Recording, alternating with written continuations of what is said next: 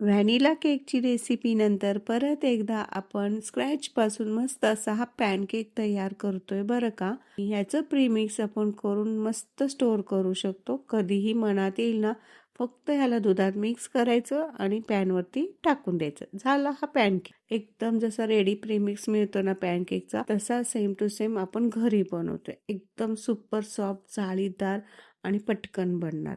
केकचे इतके सारे आता प्रकार निघालेत ना.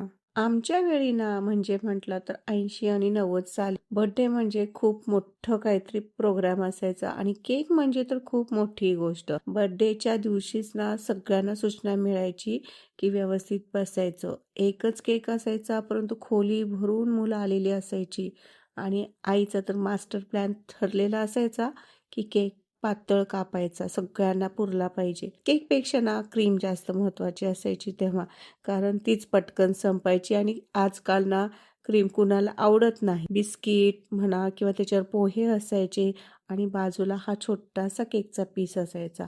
पण आता इतके वेगवेगळे प्रकारचे केक आलेत ना की काही बोलू नका. त्यातलाच हा पॅनकेक बनवला आहे. 1 कप भरून इतकं मी मैदा घेतलंय, 125 ग्रॅम. त्याच्यामध्ये 4 चमचे पिठी साखर घातली, अर्धा चमचा इथे मी बेकिंग सोडा घातला, 1 चमचा बेकिंग पावडर घातली आणि तूप घातलं इथे मोठी पळी भरून. 2 चमचे असेल तूप आणि त्याच्याऐवजी तुम्ही तेल घातलं तरी चालेल बरं का. संपूर्ण साहित्य व्यवस्थित मिक्स करायचं आणि त्याच्यामध्ये थोडंसं चवीनुसार मीठ पण घालून घ्यायचं आणि त्याच्यामध्ये आपण ना दूध घालून हे बॅटर तयार करायचं. 1 ते 1.5 कप इतकं दूध याच्यामध्ये मावतं.